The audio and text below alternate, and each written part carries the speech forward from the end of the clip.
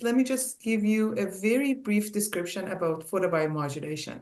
It is a therapeutic approach that uses red or near infrared light. Those lights are very important because of the wavelength that it has. So the spectrum on this is the visible red light, but then the invisible infrared light, specifically 8-10 nanometers, has very interesting characteristics.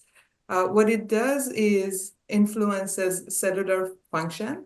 It primarily targets mitochondria, so it binds to cytochrome C oxidase at the tail end of mitochondria, and then lets the nitric oxide be released out of the cells. It enhances the ATP, the energy production in the cell. But then mitochondria is only one primary mechanistics that a lot of people have investigated in the research. There are many more, like microtubules, like biophotons, like a lot of other aspects into photobiomodulation. We do run studies with University of Alberta on the exact mechanistic effects that photobiomodulation does. But as a high-level approach, most people agreed upon is that mitochondria is the main factor that photobiomodulation does work.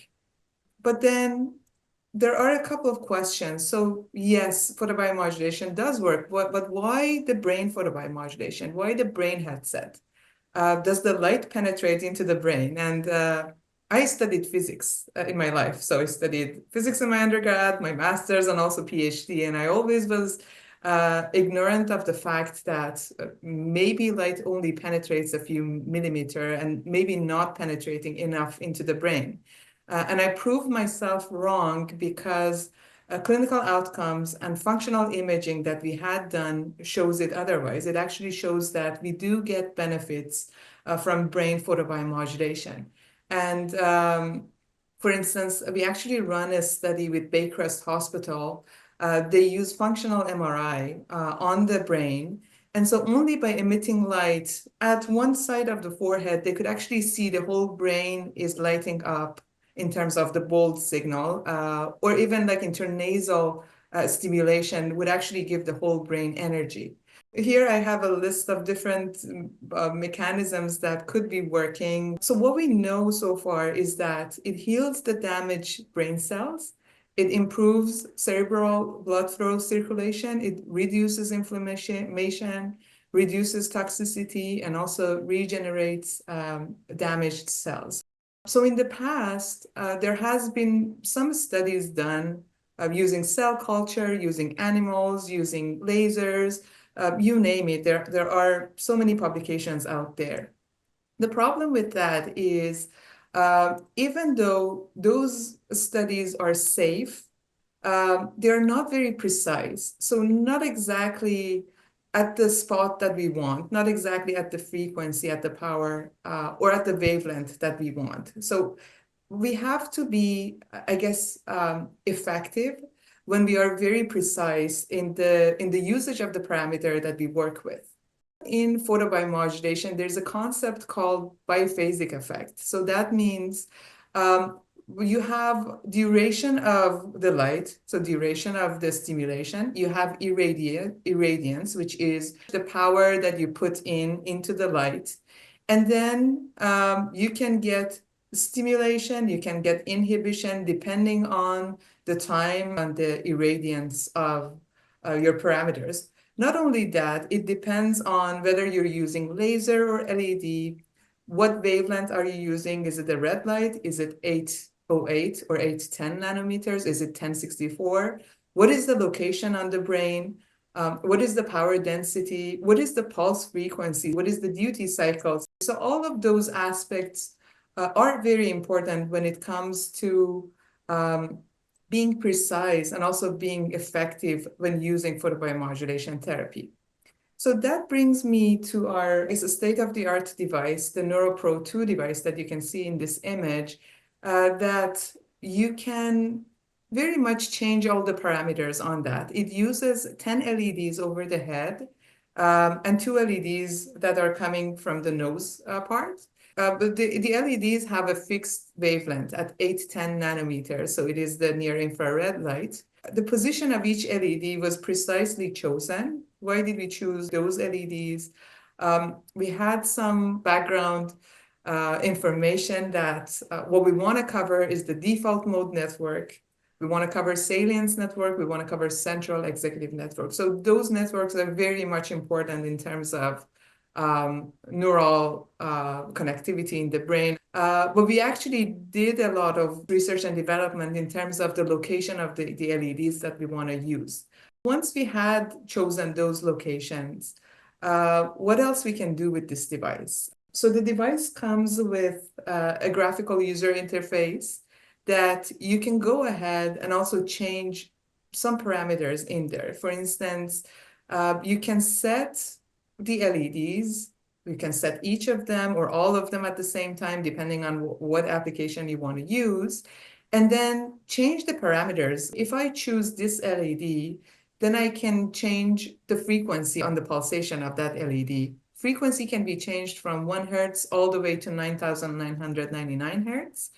You can sweep the frequency, sweep up. You can say, I want to maneuver around the alpha band. So I want to start from 8 hertz and at 12 hertz for a period of 20 minutes or something. You can do much more on that. For instance, you can do a power sweep. So I don't have enough tolerance for the light at 100% power right now, but I can increase the power in every 5-minute step or in every 10-minute step. I can choose some of the LEDs to be on and some of them to be off. For instance, in our stroke study, what we found is that for the patients who had the stroke, if we use LED on the side of the stroke, the result would be better. If you have a patient who has a stroke, you can turn those LEDs on the side of the stroke on and then leave the other LEDs off. There is another feature that is called cross-frequency coupling. So what you can do is at one location, you can have 2 frequencies pulsating at the same time. So for instance, delta gamma coupling is something interesting in terms of memory encoding. And so you can, on that location, you can set it to pulsate at 4 hertz and also 40 hertz, both of them at the same time. And you may get interesting results out of that. The exciting aspect about the device is it comes with a couple of preloaded protocols. One protocol is our standard alpha gamma protocol. So in there we have 10 minutes of alpha stimulation, 5 minutes break, 10 minutes of gamma stimulation. So the overall protocol would be 25 minutes. We came up with that protocol as a result of a lot of studies that we had done for traumatic brain injuries and TBI and concussion. And then we do have one protocol from Sanjay Manchanda. Dr. Manchanda is a meditation scientist. And 5 of them are from Penijean that we are very, very excited about. And she's going to talk more about maybe those protocols as well. But let me just stop here for now, and I can hand it over to Penijean. She's a neural frequency analyst. She's a licensed mental health clinician. She's a published author. She specializes in designing therapeutic applications for emerging neurotechnology, constructing closed-loop EEG-based feedback paradigms to alter neural dynamics in real time. Her great work has led to industry-wide changes in neuromodulation, and it is the basis for some of the standards in international certifications. Hey guys, I am super excited about this particular webinar because I have been doing a lot of work in the last handful of years trying to integrate photobiomodulation with other things that I've been doing for 20-something years. Obviously, primary among those is going to be discussion about neurofeedback and potential ways to integrate photobiomodulation with neurofeedback.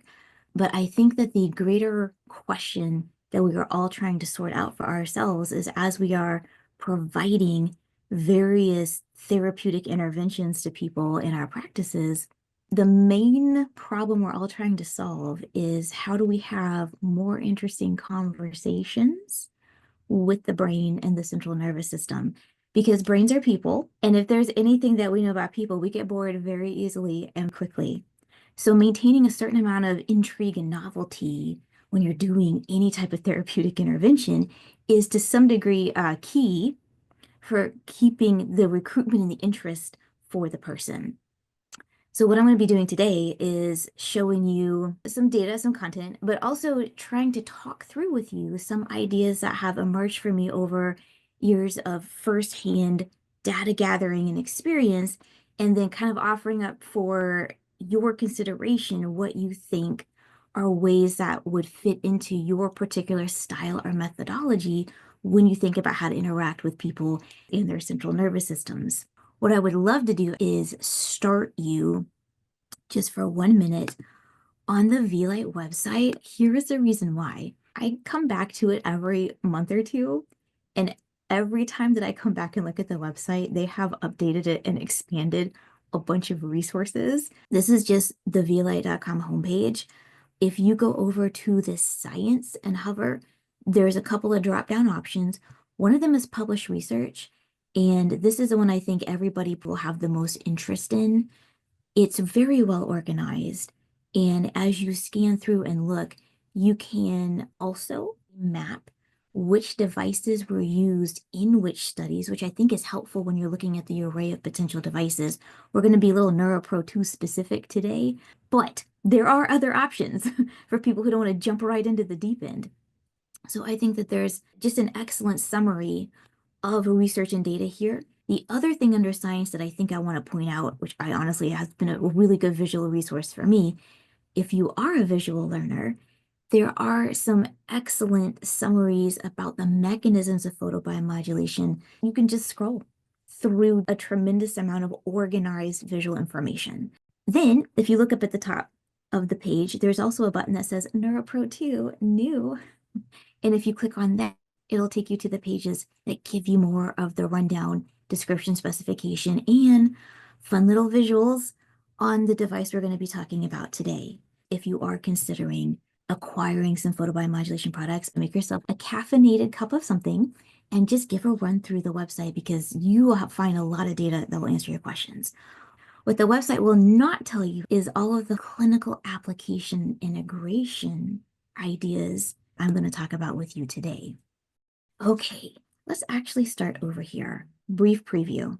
Regardless of what type of intervention that you are considering doing, one of the things when you're thinking about integrating any type of neuromodulation or even traditional or peripheral therapeutics together, what we are trying to think about is how to appropriately pair devices, potentially sequence devices, and think about when, Naz mentioned the biphasic response, the idea that like potentially if you give people too much at a time, if it's too intense or it's too long, then at some point there is a period of diminishing returns. And I think that for most people who are trying to make decisions around how do I take the possible array of tools or options that I have and how do I deploy them in a session for maximum effect with minimum harm, we're all trying to create sort of a framework for how we make that decision. We all have clinical decision trees for how we do it. So part of the question is, how would the Neuro Pro 2 potentially fit into a working clinical decision tree that you have? There's a handful of ways to think about it. So if you have been historically following the development of transcranial photobiomodulation products, you know that there's like an array of options. You can put a little light into your nose with some intranasal applicators. You could like a one individual LED or a couple ones that you can move potentially physically around the body, the neck, the base of the skull. But then the transcranial component, where we potentially put LEDs across the scalp, right? And then attempt to recruit or interest potential network hub elements to function. That itself is probably one of the more recent developments. We've had low-level laser therapy and photobiomodulation, near-infrared elements for some number of years, but a lot of what we've been doing with it has been more maybe skin or wound healing or tissue healing or support for various medical interventions. And so we have a lot of science on what does near-infrared light do to the body. And we are now accumulating a robust amount of information about what it potentially does to the brain. But one of the aspects that we are all considering is it is easier to radiate through skin than it is to radiate through bone. So there is ongoing conversation about what are the most effective ways to give the brain and the central nervous system information, but especially like that pyramidal cortical upper part of the brain that's the most protected by bone. One of the ways that we have thought this through is the idea of being able to radiate. And this is one of the things I've really got to give, Lou Liam a lot of credit for focusing so early in the game in his development process on the intranasal option. Because if we think about what are the areas of our skull that have less bone interference, we are looking at sinus cavity, right? Because we've got elements right in the front of the face where there is gaps in the bone, and then we potentially have occipital. And historically, in a lot of interventions, especially maybe neurofeedback and what we would consider to be audio-visual entrainment, we focus quite a bit on blinking lights into the eyes, right? And your eyes are just little bits of your brain on the outside of your skull, and they're quite receptive to frequency modulated information. And so historically in neurofeedback land, and maybe even in peripheral biofeedback land, there has been a lot of thought process around how do you potentially modulate frequency selections, and then how do you identify locations that you want to pulse things at. So we've been taking a lot of those principles the last few years and trying to integrate that into transcranial photobiomodulation, the device design, and also the feature selections and potential. So when we're thinking, oh, how do we get infrared light as directly into the brain as possible, I do not have a sufficiently informed and developed opinion about what that means for your eyes, because there are some additional elements of processing light that happens right through retinal display. But when we are thinking about putting light up your nose, which sounds crazy, this is one of the most direct ways to get some of that photobiomodulation impact to your brain. Now, what is right behind your sinus cavities? What areas of your brain are right behind your sinus cavities? We have some very fun lower frontal cortex and sort of almost like upper limbic elements that meet there and drive a lot of decision making in your central nervous system and your autonomic regulatory system, right? So this is a great place to consider impact. So we're going to sticky note lights up your nose and come back to that, because this is, I think, going to be one of the primary features for how we would even consider doing concurrent photobiomodulation, potentially with other things that involve electrodes on the head. Okay, so this list, part of the reason that the Neuro Pro 2 was developed after multiple versions of a transcranial photobiomodulator is because when we are considering how much information can we physically give somebody in a device, right? One of the things that makes neurofeedback as effective and impactful as it is as an intervention is the idea that we get to choose between a wide range of potential frequency bands or elements. We get to choose out specific frequency behaviors, and we get to choose out locations. So we can essentially, with sufficiently sophisticated neurofeedback hardware and software, we can select multiple areas on the scalp that represent and potentially recruit engagement from pyramidal and cortical activity underneath the scalp. We can essentially pick areas, and then we can create sophisticated network engagement effects. This is one of the things about neurofeedback that I think is one of the main drivers of its efficacy, is our capacity to create network effects. If you have a cell phone with excellent battery, but no signal, it's going to be difficult to make a phone call. So power and connectivity are two of the primary elements that we have to consider when thinking about just the functionality of our systems. Photobiomodulation is one of the power supporting elements. If we are actually impacting the potential synaptogenesis mechanisms, the genesis of new synapses, the creation of new synaptic activity or potential, if we are hitting that cellular level of engagement production, the mitochondrial powerhouse of the cell, then the capacity to create or recruit activity to then build networks is dramatically enhanced. So I think that photobiomodulation is a natural pairing or partner to neurofeedback, because not everybody has miraculous outcomes from an intervention like neurofeedback. Some people have really wonderful effects, but not everybody has the level of impact or change that we would like to see as providers. And I think part of the reason for that, there's a lot of metabolic and sometimes neurochemical reasons why they cannot recruit and make available the actual physiological elements that we need to power the brain engagement and synaptic potential and activity to create the network infrastructure. And we really rely on network action to create state flexibility, state engagement, and processing speed, which really underlie a lot of what we call function. So the reason I'm talking about all of that is the idea about how would we take something like the Neuro Pro 2 and pair it in optimally with our other interventions. Here are the possible ways we can consider. So because there's so much potential choice and selection in how we can create neurofeedback protocols, some of the original photobiomodulation devices were what we would call just sort of steady state light delivery. So Naz had mentioned that we were working with an 810 nanometer wavelength specifically for the Neuro Pro 2. There are various wavelengths of light that can be used to deliver information. The 633, 655 range is often associated with circulatory and anti-inflammatory effects. We've got some higher ranges up above 1,000 that people are somewhat fond of for the level of engagement that they give us.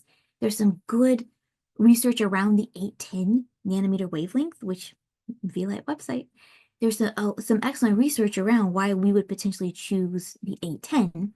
The reason I'm bringing that out is the actual LED wavelength, the light wavelength, is going to be its own component of information delivery. And then the concept of pulsed PNIR, pulsed near infrared, the concept of having pulse delivery means that we can then actually layer how frequently we turn off and on or pulse that particular wavelength of light. So we're getting multiple layers of potential engagement and recruitment information in the interaction. Now, previously, when we had devices that pulsed at 10 hertz or pulsed at 40 hertz, we still had some nice state flexibility impact with that 10 hertz, and we had nice state persistence impact with that 40 hertz, right? I think between them, because functionality, efficiency is really about stability is a combination of having variability and persistence. So, the 10 and 40 hertz are an excellent combination. You can do a lot of work with them.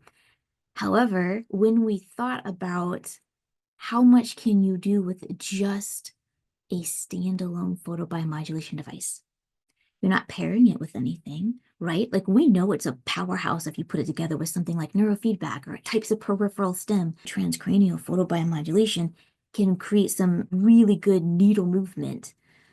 But by itself alone, how much sophistication could we put into what we could ask just light to do when interacting with the brain? So this is why today we're going to essentially talk about what can you actually do with the Neuro Pro 2, because it's definitely the most sophisticated photobiomodulation product currently available on the market. And I say that just because there are so many potential permutations of feature combinations available. So this fully dependent device option, you don't have anything else. You just have, say, the Neuro Pro 2.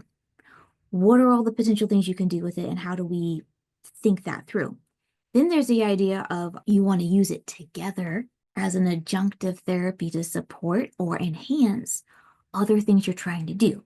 Now, you can certainly use it adjunctively out of office. Like if you've got a client or a patient who you're doing remote clinical work or remote supervision with, depending on their level of comfort with gadgetry and arranging things, you can always supervise this remotely. But as you know, the level of potential compliance or cooperation, doing it remotely, that has its own quirks. And then there's also the idea of being able to watch that person in real time and consider how they seem to be receiving just the photobiomodulation itself, but also watching, remember biphasic response, watching when the fatigue starts to hit in a session where you may be doing multiple things. So sometimes at least those first 5 or 10 sessions, having somebody in front of you to be able to gauge that level of fatigue response in real time allows for you to have a better grasp on a longer arc of how you might want to pace things out. So there are some advantages, obviously, to doing things in office. I do a lot of my work remote. So having to develop a little extra attention and sensitivity around interacting with people remotely and trying to gauge how are they experiencing the impact potentially of a device, also its own individual challenge. So fully independent device, we don't have anything else to use with it, and then combining it with other things. Let's talk about full independence first. Let's take a little dive into what you can potentially do with the Neuro Pro 2 by itself. The location choices of the LEDs were deliberate, but also that location spread gives us the ability to cover quite a few regions on the head and access a number of network hub potential combinations. So when we are considering how do we take a device and make decisions about using it, the fact that you can select out any individual LED you want and do whatever you want with it independently was a big draw for me personally, but also I think speaks to the potential of what we can actually do here. On the left of this visual is an extremely primitive little summary that I had put together for myself to just think through the brain function locational aspect of the LEDs available in the Neuro Pro 2.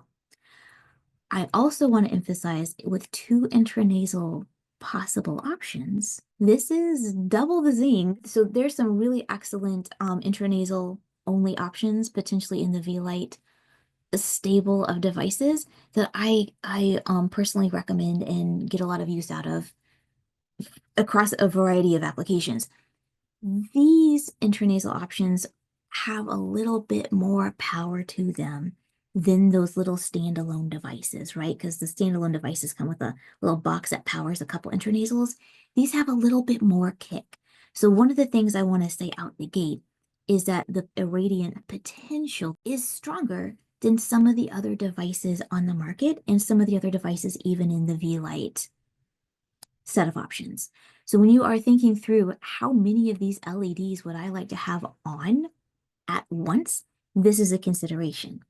You can also choose how strongly, how intensely you would like for the LED to be operating at.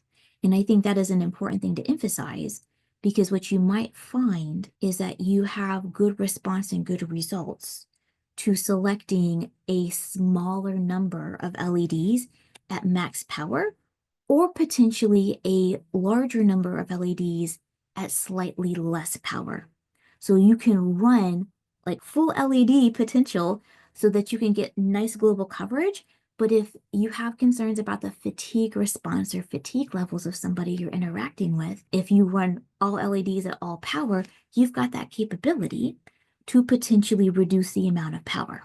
So you can decide on dosage, like how strong you want it to be based on how many LEDs that you recruit into your choice selections, how much power you ask the LEDs to run at, and then how long you want that session to be. there is some conversation based on research and literature that longer exposure over lower power has benefits, and higher power and shorter doses can have benefits. So there are considerations, and there really isn't a wrong way to do it. We are so early in the data gathering stages. We are co-collaborating, literally first-person science together. We've got excellent backing saying we know photobiomodulation has beneficial effects. We've got great neurophysiological literature saying we know what areas of the brains are supposed to be responsible for certain things. We've got good geographical tent poles, and we have good, why would we do photobiomodulation in the first place, references. So then the remaining questions just become, what areas of the brain are we attempting to impact or recruit by selecting LED locations? And how loud is the conversation going to be? How attention-getting are we trying to be? And what level of fatigue response do people experience?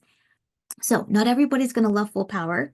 And if you ratchet the power down or you have less LEDs, you are not doing anyone a disservice to ramp down however much you're giving them, or even start off a little carefully and ramp up over a handful of sessions.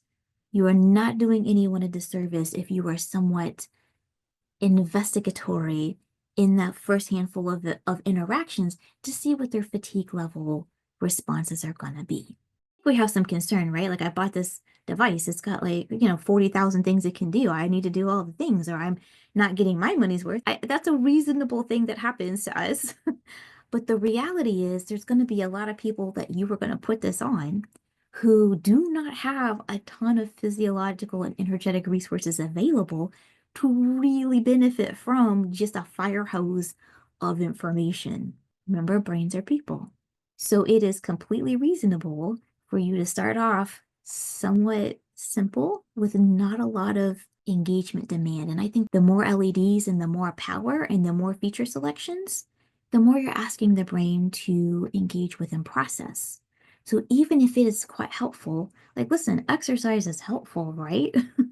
But sometimes physical exercise is contraindicated for people with conditions that have, say, post-exertional malaise, where there's a lot of reasons potentially people cannot draw or convert, things that they eat into usable energy and then make it available for physical movement or even just brain activity. So not everybody has the same capacity to access and recruit energetic resources to engage in things.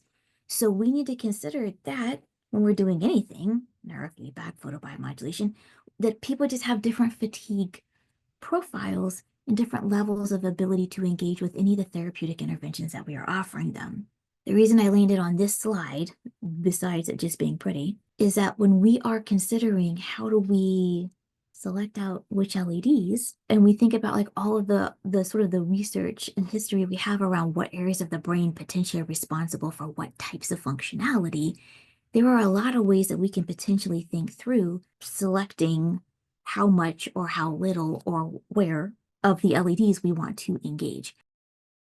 Okay, so I am a pretty big fan of the idea of doing both sequential and concurrent photobiomodulation and EEG biofeedback in the same session.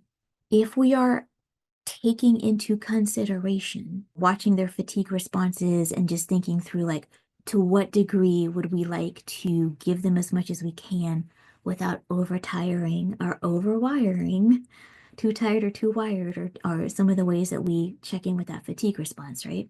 When I say state flexibility and processing speed underlie a lot of what we consider to be functionality, I am thinking through the capacity for the brain to essentially shift back and forth between different frequency ranges, because we do associate certain types of tasking activity with different frequency ranges in the EEG. So we are so when we think geography and location, there are places in the brain we expect to be associated with or potentially responsible for certain types of functioning. And then there are different frequency ranges that we associate with different types of tasking.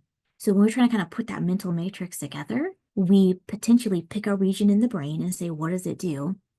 And then we say, okay, if this region hangs out, like let's get a specific one. How about the anterior cingulate? And I say fun because if we potentially think about how much that anterior cingulate does and how much it really mediates between that frontal cortex where we do a lot of executive function, decision making, and sort of complex tasking, how it mediates between the frontal cortex and then potentially those lower limbic structures that are very key in autonomic regulation. The anterior cingulate is one of those sort of key regions that runs a lot of stuff that we consider essential to functioning. So for example, if we think about like where is that anterior cingulate located, it's pretty close, like right behind the sinus cavity, right? So if we were going to consider, hey, if I wanted to potentially impact anterior cingulate function, the lovely thing about the cingulate, and if we sort of think through like how that cingulate works, we've got a anterior, sort of a middle bit, and then the posterior cingulate. The cingulate runs along the bottom of your cortex and really is sort of the quick shortcut gateways between lower limbic structures like amygdala, basal ganglia, all that fun stuff down there. It is the sort of the gateway between those lower limbic structures and then the cortex. So, for example, central cingulate is somewhat the shortcut between lower limbic structures and, say, sensory motor strip. Anterior cingulate is a shortcut between lower limbic structures and, to a degree, that frontal cortex. Posterior cingulate is that shortcut between lower limbic structures and potentially that parietal and, to some degree, the occipital cortex, right? So if we were thinking like, how would we really like to impact connectivity and conversation between cortical and subcortical structures, thinking about impacting that cingulate and how it behaves, because with something like EEG neurofeedback, where we place sensors on the scalp, or something like transcranial photobiomodulation, which also is mainly scalp delivered, these are what we would consider to be less direct impact to the brain. Like we're not drilling through the skull and implanting like an electrode, right? So these are fairly indirect biometrics, both measurement and potentially a mediation. So when we are thinking through, like, how would I want to try to engage a location in the brain, right? We're thinking like, where is it? If we're considering anterior cingulate, obviously including the intranasal options would probably give us a better chance to more geographically, associatively impact that anterior cingulate location.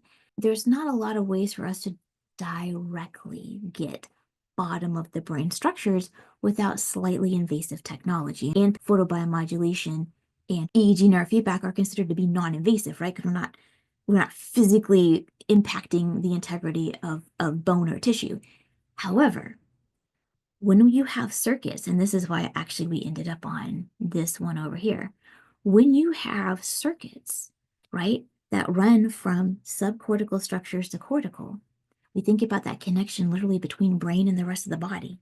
Even though we cannot necessarily directly impact, say, the basal ganglia, we know that the basal ganglia at the bottom of the brain is part of the loop between the anterior cingulate and the cerebellum for some of our volitional, both involuntary and volitional motor movement. So the body's capacity to integrate what's happening sensory motor in your brain and the rest of your physical structure can really be impacted by what's happening in the anterior cingulate, what's happening in the cerebellum, and that connection between the basal ganglia. That's a circuit. So any circuit that you have, if you change information in one area of the circuit, it affects how the information is processed in the entire circuit. So we can do something with transcranial photobiomodulation or potential, EEG feedback. We can impact behavior at different sections of the circuit that then actually can impact, cascade down, full central nervous system and body. So when we are making selections, like maybe we are interested in that frontal cortical to subcortical loop, how would we impact something we can't touch? Well, we could put an LED at the base of the skull close to the cerebellum. We can put a couple up the nose as direct as we can get to that bottom of the frontal cortex, and we can go to town. So geographical and location. What are the potential capabilities of the device that we have to select from. One of the things that I really like about the Neuro Pro 2 options is all of the possible feature selections. And I recognize that not everybody is going to have the same level of kind of geek out excitement that I have at looking at potentially the software interface and knowing that I can select a bunch of different things and combine them how I want. So for people who find looking through all the possible features to be overwhelming and stressful, no worries, because after I do the little walkthrough, I'm going to show you pre-designed protocols that come with the Neuro Pro 2, where you don't have to think about any of this. I have arranged some things for you, and you can try that out without having to program anything yourself. So no worries, you don't have to remember or learn all of this to get started and play. For people who do like the idea of customizing based on your own knowledge and experience and interest, the next couple of minutes are for you. Okay, so Naz had briefly touched on earlier the idea of being able to do sweeps. Okay, let's like just for 2 minutes think through the potential of the sweep. So the idea of a sweep is, hey, you can tell the device, I want you to start at, I want you to start at 7 hertz. And then over the next 10 to 15 minutes, I want you to stair step up 7 hertz, 8 hertz, 9 hertz, 10 hertz. I want you to sweep up maybe to like 15. So I would like to make a protocol where I do not have to manually change things. I can just program in over the course of 10 or 15 minutes. I want to see the pulse frequency start off somewhere kind of lower in the brain. I'm sorry, lower in the frequency range, and then sweep upward into a faster frequency. Or maybe I would like to start all the way up in the gammas. Let's do like a nice little sweep from 35 hertz up to 55 hertz. Let's just really cover the whole gamma range. Or maybe I'm Sanjay and I want to sweep out in the thousands, the hundreds of thousands of hertz, because, I'm trying to connect to the source of the universe, right? Your potential to choose whatever you would like is going to be impacted by how you think things work. And this is why having a little bit of history with maybe some EEG science and potentially even some experience with neurofeedback does give you a framework for sometimes choosing what you would like for those frequencies to be pulsing at, right? Because if we are potentially associating, some of the faster frequencies are more about complex engagement and processing. Some of the slower frequencies are more about physiologically supporting, repair and consolidation in the brain. The ones in the middle are more about state flexibility and maybe present mindful awareness. If you have an idea what the different frequency ranges potentially correlate to so far as tasking and engagement, then you've got a starting place for picking what you want people to be doing. And one of the things that the sweeps can do is they can support state shifting between different frequency persistent states. So remember, flexibility, stability is that combination of having both variability. You can have the range to do different things, but also the capacity for hanging out for a while, the capacity for persistence, not necessarily rigidity. We don't want to get stuck in beta where we can't relax. We don't want to get stuck in theta where we can't engage. Range of emotion, a full range of EEG. So if we are considering the reason that a lot of people have some difficulty with functioning, like performing or even just regulating themselves, a lot of that is us potentially having poor state flexibility. It's hard, like if I hang out too much in theta, in EEG land, sometimes we talk about this as you're making too much, right? You have too much power in a range. But the reality, in some ways, if you think about sort of time frequency analysis, we're actually saying you are spending a lot of time. Like what we're calling, there's a lot of activity or power. you could think about as you were spending a lot of time in this particular activity range, in this frequency range. So if you spend a lot of time hanging out in theta, it will be harder to engage into the faster frequencies to do more sort of complex, fast frequency activity. If you spend too much time hanging out in the faster frequencies, it can be harder to relax and repair, right? And rest. So the idea is that you would like for a healthy functional brain, like a flexible brain, has the capacity to engage or relax, to speed up or slow down appropriately based on changes in environment and changes in like environmental tasking demand. So if the environmental cues are the room is quiet and dark, there's nothing you have to do for another 10 hours, then we would sort of expect a body to relax a little bit.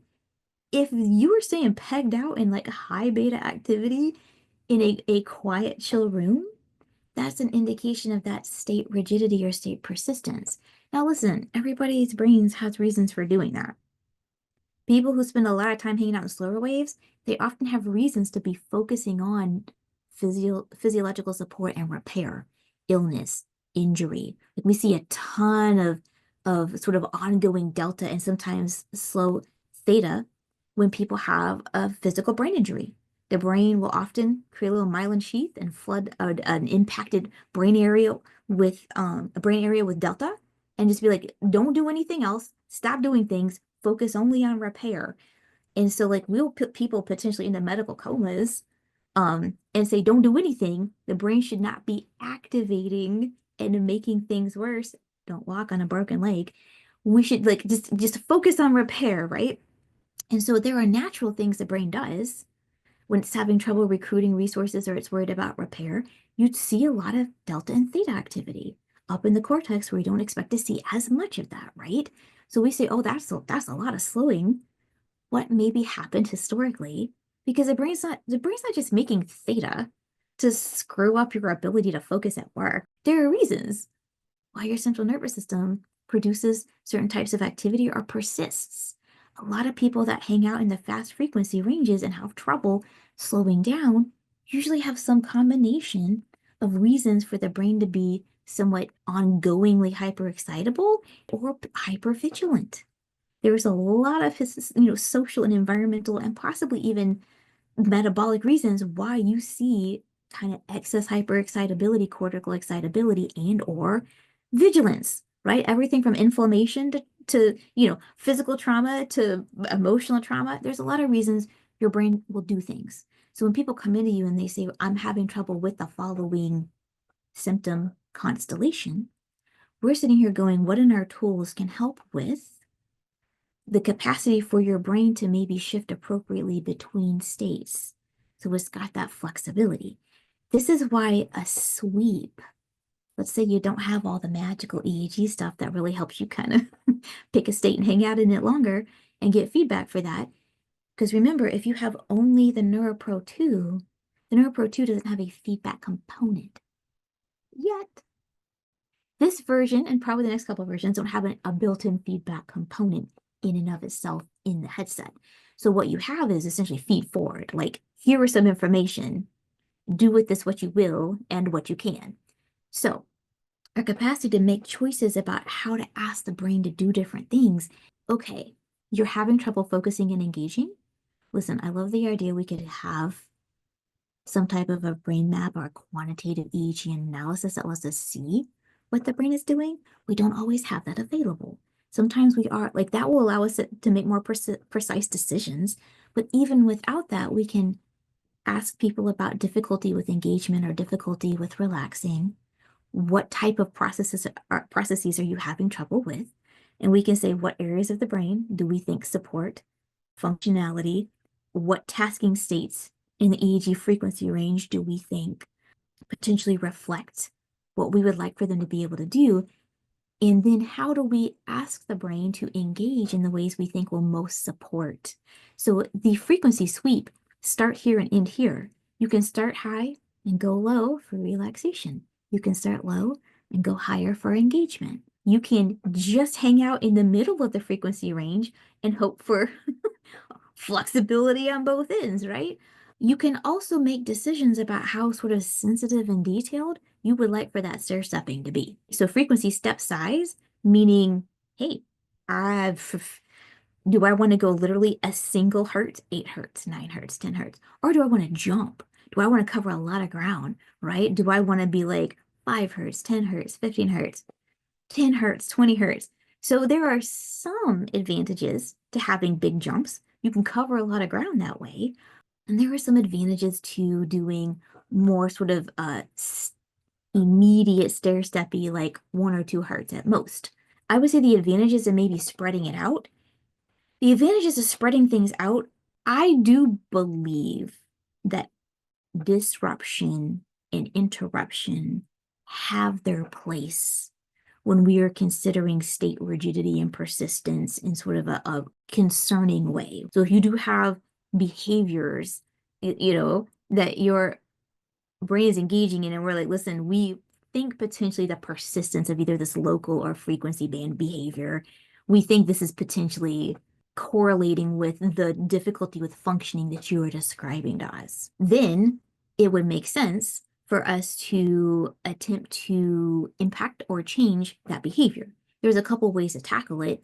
One is what I would consider to be maybe the more disruptive way, where we just like sit right on top of it, right? And we kind of fire hose a location in a frequency band, and we just like, do that somewhat intensely for a number of sessions to see if we kind of, draw attention to, and then ask the brain to sort of reconsider the amount of time it's spending. So we're basically showing up and we're kind of air horning, right, directly. It's very attention getting, right? Another potential way is so like less air horning and more maybe coaxing or persuasion, where we don't just sit like on one location and potentially, do a lot of intense frequency exposure. The disadvantages of doing really far apart frequency steps is that the closer you are to the frequency range you want to impact, usually the more impact it has. So it's step width apart, and you'll notice there's this little guy here, step duration. So when I was saying air horning, what I meant was, to some degree, I had skipped to step duration, which is how long would you like for that design you're making to sit at that step? So like, let's say you've picked 11 hertz, right? You're going to go like 8 to 15, whatever. If you want, you can have it sit at 8 hertz for 5 minutes, sit at 10 hertz for 5 minutes, sit at 11 hertz for 5 minutes. You can sit like right on top of a frequency for a longer period of time.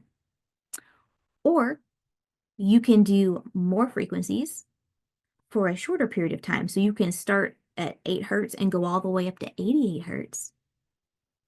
And then potentially have your step duration, how long the frequency sits there, for a second, 5 seconds each, 10 seconds each. So the considerations that you are making are, how wide of a range would I like to potentially recruit impact? The shorter the range, the tighter and the longer, the more you're kind of air horning. Absolutely useful. Has its upsides, it's loud and attention getting. Has its downsides, could be a little fatiguing more quickly.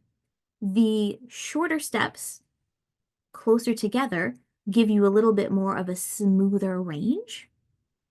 That's a consideration as well. Now you'll also notice underneath frequency sweep, there's also a power sweep option. So in the power sweep option, not a dissimilar principle. Power sweep is, how strong would you like the LED to be as you are going through whatever your design is. And so the power sweep option is, let's say you decided to do a little, you'll notice I'm kind of hanging out like in the 8 to 15 range, because I genuinely think like if you're going to build a sweep and play with it, like this is like a good one to practice in, because it sort of supports that state flexibility and doesn't hang you out in slow or fast, that nice middle flexible range. The idea of a power sweep also is, okay, you've got somebody that you think potentially has some fatigue concerns, right? Like, okay, I've got somebody that I think really could benefit from a good 20-minute session. But I genuinely don't think that they can do 20 minutes at like full power. So I can start off full power for a couple of minutes And then I can stair step them down with intensity. So they're maybe getting full power for 3 or 5 minutes. And the other 15 minutes, we've maybe, ratcheted it down or ramped it down. So by the time we get to the tail end of their 20-minute session, they're hanging out maybe quarter power, right? And so you can give them the range, the length of something that has like some more pieces in it, but you can mediate it or tail it off towards the end so that they can do a longer session, less impact. So you don't have to just pick one. What I am interested in ultimately, and what I've kind of one of the features that I've worked with and will be represented in my protocol designs, is the idea of being able to take pieces, like they're in the software, they're calling them stages. So you create a little piece that does a thing, a sweep, a power sweep, whatever it is that you want it to do independently in the piece. And then you can batch or sequence out pieces over the course of a batch run, which means that you can start somebody like in a couple of early stages doing some specific things, ramp them up in the middle for more engagement, and then gently start stepping back down on the back end. So not only can you pick stuff for individual stages, pieces, but you can link those pieces together and create more sophisticated experiences for the brain to engage with. Now, sticky note the batch option. The other thing that's lovely is each individual LED that you can select has a potential to pulse in phase A or phase B. That means you can essentially ask if, let's say I would like for 1, 2, and 3 up in the front to be pulsing at, I don't know, whatever. Let's say I want them to be pulsing at 12 hertz, and I want the ones in the back to be pulsing at 15 hertz. But I want them to be doing it at the same time. I can say, okay, in my design, I'm going to pick 1, 2, 3, and I'm going to assign them to phase A. And I can pick, 8, 7, and 9. I'm going to assign them to phase B. Yeah? So phase A can be doing something different than phase B, but it's happening at the same time.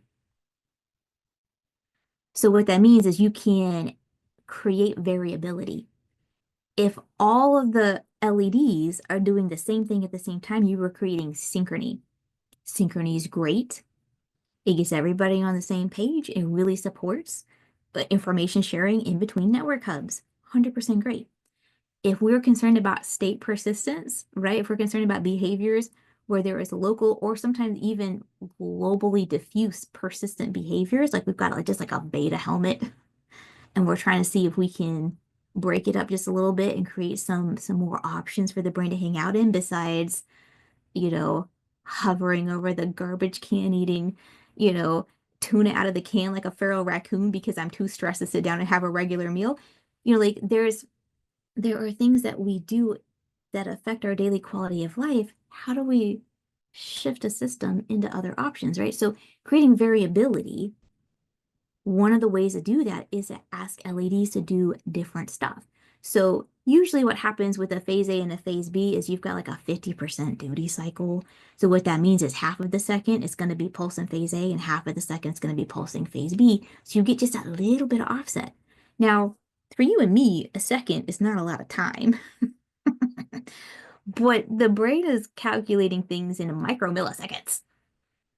So, hanging out for half of a second in one behavior and the other half of a second in another behavior and doing that repetitively second after second creates simultaneously some variability, but also because of the repetition of the behavior of the LED information delivery, you are also creating some pairing or associative learning. So you can create variability and cohesive learning in the same framework. So the other thing I'm going to say, I promise I come back to cross-frequency coupling. So cross-frequency coupling, what we mean when we say that specific to the Neuro Pro 2 and the LED options is that, remember we got the phase A and phase B where we can ask for two things to happen at the same time? Well, I'm talking about putting LEDs in phase A and LEDs in phase B, right? So this LED does this and this one does that. This one's in phase A, this one's in phase B. However, there is one additional feature where you can pick to add a simultaneous second frequency pulsing in the same LED. So you can literally have two frequencies pulsing in the same LED, right together, the cross frequency coupling. But all of the way that it works is that you can say, okay, I would like to do full head. I want every LED lit up. I want everybody running at 11 hertz, right? I want a whole sort of like a whole alpha brain distribution experience. And then I would like for just the parietal, just the 8, 7, 9, maybe the 10, like the back of the head where we expect to see a lot of alpha activity. I want the back of the head coupled up potentially with a gamma function. So let's say 44. I've got an 11 hertz global and then a 44 cross frequency coupling. So all the LEDs are running at 11 hertz. Gorgeous. Full head of 11 hertz. But the parietal alpha generators are also pulsing at 44 hertz simultaneously. So what that means is everybody is going to be running, except you can select out and apply cross-frequency coupling to only the parietal LEDs. So you can create an 11 to 44 hertz cross-frequency coupling just as select LEDs because the cross-frequency coupling will only apply to the ones in phase A. So you can literally just determine which LEDs are going to be in A and which ones are going to be in B. And so you make all the back ones in A, and the cross-frequency coupling that you've selected, that 44 hertz only happens to the ones in A. Everybody's 11, but there, all these ones that you don't want the 44 hertz coupled on top of, they all run in B. And then the ones you do want the 44 hertz coupled on top of, they all run in A. So now you've got multiple levels that you can ask for things to be done. Or I would answer the original question about, oh, hey, at what point sequentially would you combine the transcranial photobiomodulation with the neurofeedback? I think it is pretty natural for most of us to consider a power up on the front end of a session.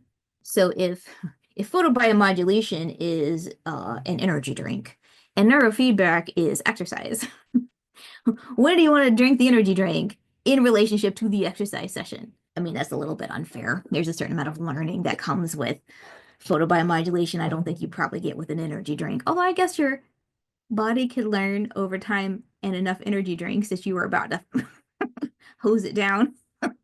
Ooh, with a lot of caffeine or chemicals.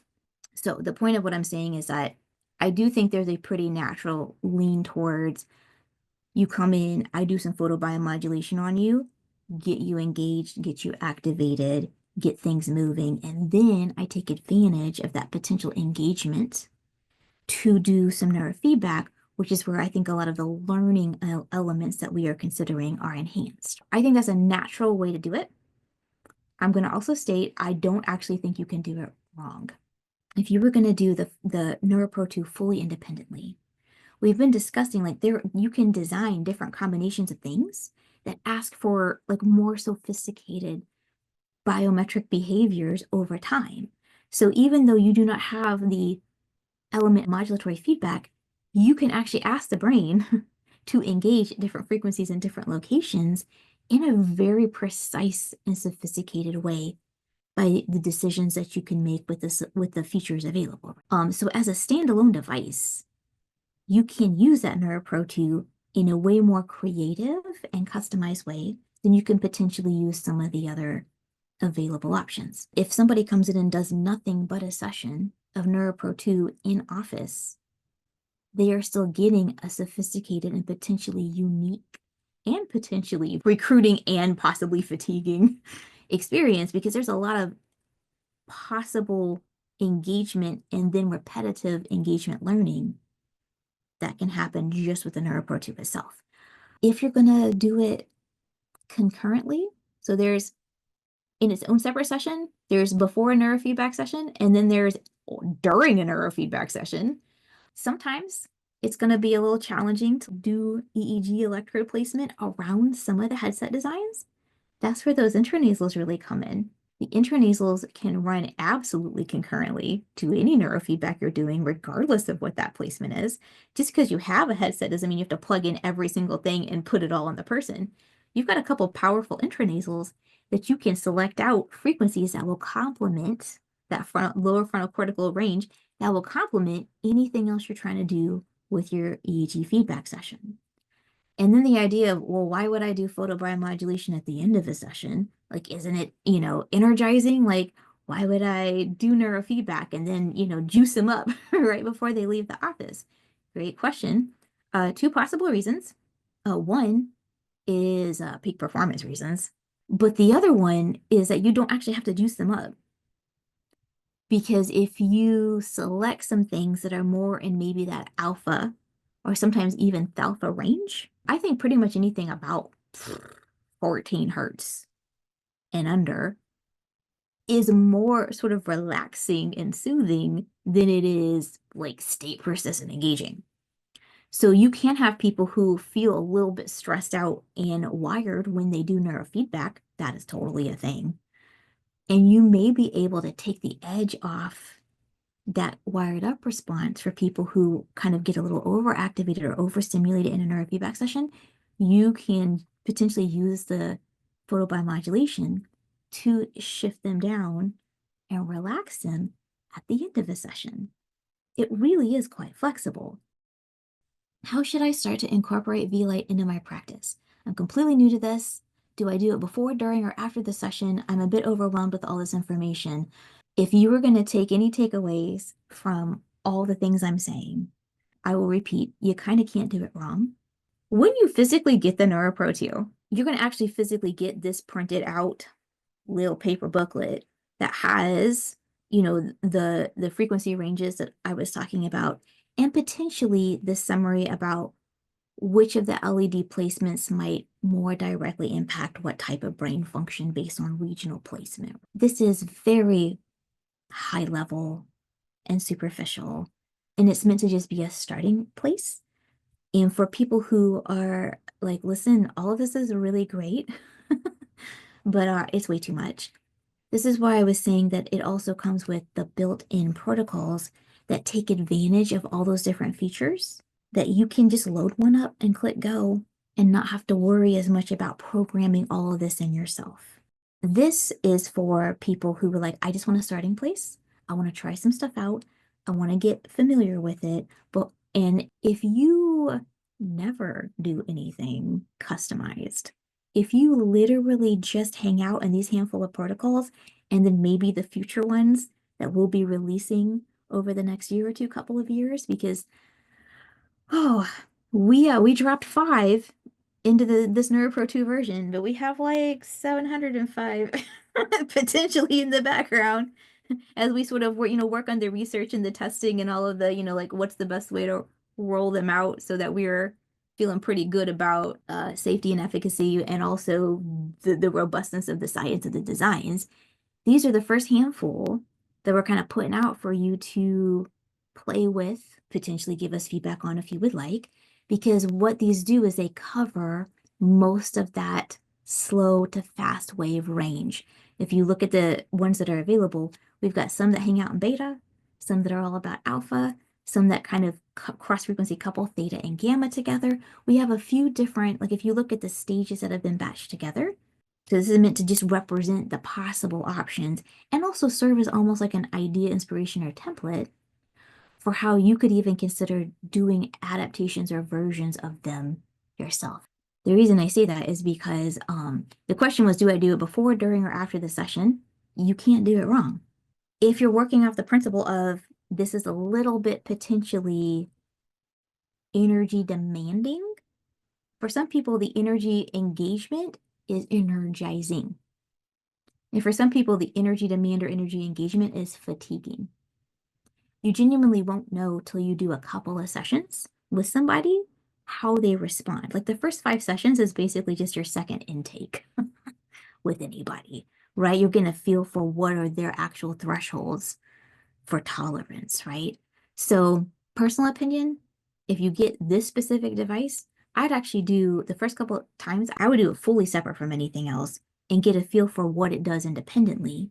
and then think about, how does this person respond? Do they find it energizing? Do they find it fatiguing? What are they telling you they're experiencing? Did they not sleep for 3 nights because it was so energizing? Did they do nothing but sleep for 3 days because it was so fatiguing? Like, that's a little extreme, but the first couple sessions that you do with people, that's going to actually dictate how you then might want to arrange it. If it's very fatiguing, you might keep this completely separate from any other intervention at all. You might keep it fully separate from any neurofeedback because you're like, listen, this neurofeedback demands energetic resources. This demands energetic resources. We're going to alternate. Maybe a week on photobiomodulation, maybe a week on neurofeedback, maybe session to session. You can't do it wrong because if you are listening to the feedback and paying attention to your person, they won't always let you know. If you're doing a good job asking questions, which we all have to learn and develop as a skill, if you're doing a good sort of inquiry pattern with them and soliciting and eliciting that feedback, that's going to help dictate how you arrange it. Okay, how do we determine which clients are good candidates for a combination of neurofeedback and photobiomodulation? If we very simplistically consider neurofeedback as kind of the network building component where we really increase communication, we change the way circuits share information in the brain, and we really try to support that network and hub behavior that we know really helps with processing speed and just more complex tasking capabilities. We think of EEG neurofeedback as being primarily responsible for that. And then we think of photobiomodulation in many ways as being sort of that power up or battery element, impacting at a cellular level, where some people who don't have the juice to build and sustain the network behaviors really could benefit from photobiomodulation. And some people who have innately like good energy and good resources, good diet, not a lot of history of illness or infection, like pretty healthy person with a lot of energy. But once they sit down and try to do things, they just can't. They can't focus. They're not efficient. For some people, the energy's there, but the infrastructure, like the efficiency of processing, is not there. So if you're thinking in terms of how do I supply power support to do complex stuff, how do I build infrastructure to do the more complex tasking? That's how I very simplistically think of it. Obviously, there's way more nuance, but I'm going to identify people as candidates as if I have done 10 or 15 sessions of neurofeedback on someone and they're not responding at all, which I think is a little unusual. Most people respond to some degree, right? But if I'm just seeing like a lot of times nothing does not necessarily mean to ramp up and just like do more and more. Sometimes nothing means that there's no gas in the tank to go anywhere. So I do maybe 10 neurofeedback sessions and people are telling me I don't notice anything. I'm going to make an assumption that either we've got some medication impact sitting right on top of it, like some psychoactive meds that are really kind of trying to maintain an operational state without a lot of flexibility for reasons, or there is not enough access to energetic support to engage and learn and start making those shifts. So if I don't have like a heavily medicated person, like if you aren't on like 9 pounds of lithium, then I'm going to probably go the other direction and say, listen, let's try a couple sessions of photobiomodulation and then begin to layer a little bit of neurofeedback back on top of that if you seem to tolerate that well. Because that bottom up, that power up option, I think is sometimes what is missing as a component from a lot of the treatment arcs where people just don't make the progress we're hoping they'll make. Have you received feedback from clients on how they feel during or after a session with Vielight? I have received everything from, I didn't notice a thing, while they are visibly more relaxed and behaviorally quite different, because not everybody's going to have like the level of self-awareness and self-observation to always maybe give you the most accurate feedback. I've had people tell me they've noticed 0 things while being sort of clockably, tangibly different in their behavior, all the way to people that I've put Vielight on and within the first minute or two, they've had like just almost like sedative level relaxation knockout effects, right? Not knockout really, but just because what's going to be really interesting is that the level of response or quote unquote non-response is actually going to help you determine that sort of receptivity and sensitivity and responsivity of that individual system. Because we don't all have the same density and presence of peripheral nerves and sensory input capabilities. We are not all seeing the same stuff. We got different arrangements of rods and cones, different arrangements of taste buds, different olfactory sensitivities, different auditory processing capabilities, different peripheral nerve densities and arrangements, which essentially means that if we're all kind of responding to what the sensory inputs are, if we don't all have the same sensory input grid sensitivity or perceptivity, you introduce something like photobiomodulation to some systems, they've just got more sensitivity and responsivity. And so they're going to notice and potentially even react much more quickly to way less exposure. Other people just do not have the same level of sensory density. So there's just like a lot of data points they don't necessarily notice. So we consider these people to like have a higher tolerance or just like, they can take more. Well, the reality is sometimes you got to ramp it up a bit. You have to turn the dial up for there to be sufficient input impact for them to notice things. And on the spectrum of human variability, it is good for us to remember, you kind of can't do it wrong. The only way you can do this wrong is if you were not asking and you were not listening. People are trying to tell you stuff about how they're feeling and you're just sort of rolling over them and not paying attention. Yeah, that's going to impact your efficacy. But the feedback that I have gotten, I've had a few people who have essentially said, I really haven't noticed anything over like a week or two, couple of weeks. They'll say, I didn't notice anything. People around them will say, actually, I noticed that he's a way less restless at night. He's not kicking me all night long like he used to. He's more chill. He's not reacting to stuff throughout the day. He's just more generally relaxed. He'll say, I notice nothing. She'll say, I'm noticing a lot. And then I've got that all the way from people who are just a minute or two into a session, like feeling a little bit of a vasodilation effect. You've got really sensitive people. Sometimes people will be like, my head feels funny. I feel dizzy. Oh no. And there's also the other element of if you are persistently hypervigilant and you introduce some slower frequencies to kind of help with that relaxation element, you're going to have some people whose brains respond with a certain amount of survival instinct rejection to the idea of relaxing. So I've actually had people a couple of minutes into sort of a relaxing protocol say, oh, I'm feeling panicky or I'm feeling headachy because their system's actually kind of trying to shut down that relaxation. So they'll actually try to resist whatever sort of state shifting relaxation capability that we're going for.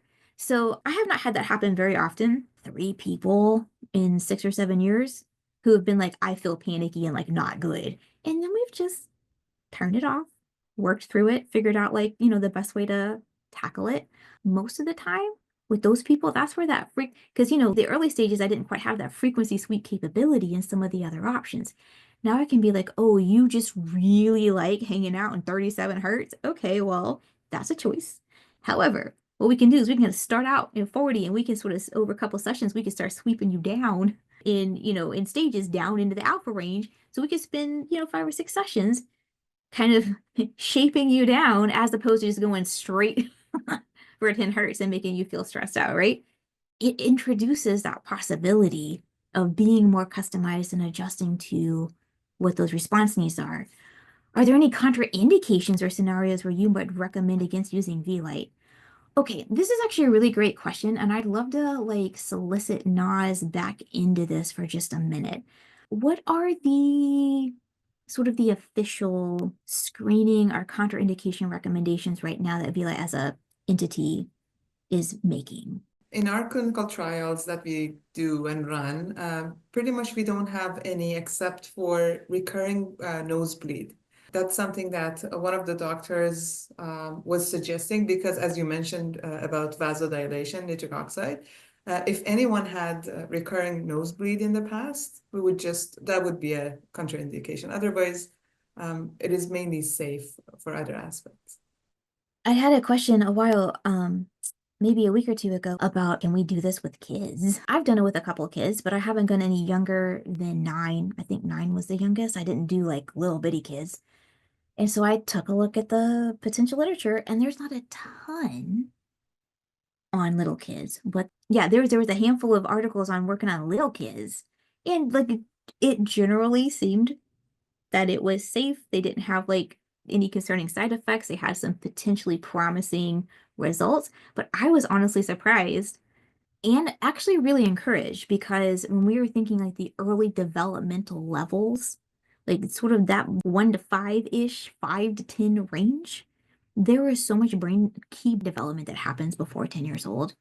And a lot of people that kind of encounter with their kids, again, like I'm not a not a pediatric specialist, so I'm trying to stay in my wheelhouse a little bit. What I have done is I have worked with a lot of kids over the years on the autistic spectrum. And I have worked with kids like as young as 2. I think one time I worked with a kid 1.5, not Vielight, but I have done various types of STEM with children at a fairly young age. I am very careful and very cautious when I tackle young kids. Dosing is very brief, power is very low. There is a lot of discussion and attention. The reason that I think that it is worth exploring if you are someone that has a primarily pediatric population, the reason that I think it's worth exploring is because you are not too young. There's no way to be too young to have energy production problems or to have some difficulty with creating the fundamental networking infrastructure that we need to build on as we mature. That first big wave of myelination that creates a lot of that network infrastructure happens around 5 or 6. Like that's why we send kids to school around 5 or 6, right? Kids in that sort of 3 to 7 range, there's some pretty key things happening in brain stage development. And if they are not hitting those milestones, obviously neurofeedback has been one of the things that I've relied on more so for those types of interventions. But I've absolutely seen some real needle moving behavior when introducing STEM, either pulse CMF or photobiomodulation, potentially into those early stages and pairing it with neurofeedback. So again, I am definitely recommending attentive, careful, slow, and have some level of experience, but I think it's worth considering for kids. I just wanted to add one note regarding Vielight devices and usage for children. Vielight has never actually officially tested the devices for children, so we wouldn't actually make any direct Yeah. recommendation for that usage. However, we had third-party research collaborators who actually used our devices, for instance, on autism cases for children as little as 9 years old. And you mentioned about other kids as well. So that's something that we as Vielight never make any claims, but everyone out there is free to use the device. You mentioned about maybe lowering the dose and also lowering the power. So that's something very important. I don't have access to EEG systems. Are there any other ways of assessing my patient, like questionnaires? Absolutely. EEG as an assessment and an analysis and potentially as an intervention framework is wonderful. It gives us a lot of data that we can use to be a little bit more precise. But how have we been doing therapy and or healthcare provision? How have we been doing it pretty much since the beginning? You show up, you tell me what's wrong, I look at what I have, I make the best educated like plan I can, I do some stuff, I say, does that work? You say yes or no, and then we adjust. This is how we do almost all healthcare. This is reminding me actually that me and Naz and Austin have been discussing creating what we are considering to be maybe somewhat helpful decision tree questionnaire type things where we can essentially be like, listen, here's a small constellation of options that people often come in and say they're having trouble with functionally, and here is how you might decision tree that to some of the already loaded up protocols as a starting point until you either get more comfortable with the device and start doing more things with it, or you just get more comfortable with how you want to make your own independent inquiries, your own intake process. Right now, there's no like official, here's the stuff that you ask them, and then here's how you know what you should do with the product, especially with the Neuro Pro too, because there's so many things you can do.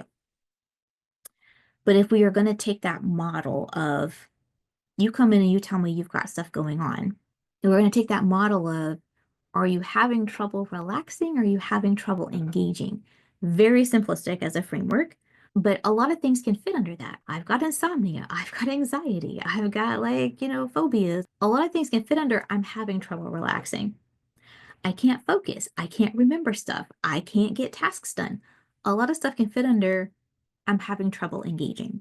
Again, this is an extremely simplistic model, but this is why the little booklet says, hey, out of all the options, what's a little bit more engaged and what's a little bit more relaxed? How would we know that in the frequency choice range? Which LEDs do I want to pick to affect which things? Well, what kind of coverage do I get with where the LEDs are placed? This is a very high level, simple starting point for which LEDs would I want to pick on which areas of the head that might recruit different cortical circuitry to affect different functions. This is basically I wouldn't say it's the recipe, because these are more sort of the ingredient list of the options. We've given you some stuff to choose from. So it is overwhelming. Choice is always overwhelming at the beginning, very reasonable. But I think if we take the idea of most function impact, if we frame it as I'm having trouble with state flexibility and I'm having trouble with processing speed, just meaning, I think sometimes we think about processing speed as doing a lot of things really fast in a row. I would offer for your consideration the idea that processing speed is doing a lot of things at the same time, simultaneously doing a lot of things, which means that your capacity to manage life, there's always a lot of sensory inputs and environmental demands occurring. And that even in the absence of a lot of inputs and demands externally, there's quite a few impulses and internal processes that are occurring. And all of this is happening at pretty much the same time. So your capacity to sort out, to prioritize, to kind of ignore everything else, to focus on stuff for a stable, persistent time, and then to shift over to something else. Like, we consider functional people, whatever that means, we consider sort of higher performing people to be those who have the capacity to appropriately persist in a state to get things done productively. They can persist in a state to get something done, and then they can shift into a different network combination to do something else, and they can uncouple all that and shift into another arrangement of network hubs to do something else. We're really sort of thinking about people who have that fluidity. And then when they don't have demand, they rest and they conserve energy. And then when demands happen, they appropriately engage the sort of the ideal amount. They address the demand, and then they relax again and conserve energy. Okay, I'm just going to guarantee you, nobody on this webinar is doing that every day. We are all a little bit between kind of on, and somewhat crash from exhaustion, and then sort of reboot to go on for a bit. We're all having some degree of regulatory and efficiency difficulties for very valid reasons. The persistence of demand all the time and the insufficient care for our systems kind of all the time. So there's nothing about the photobiomodulation process or even the Neuro Pro 2 that is outside what you already know about function in people, which is people cannot go on unsustainably without support, and they cannot do a good job of managing all the things without some infrastructure and network capability.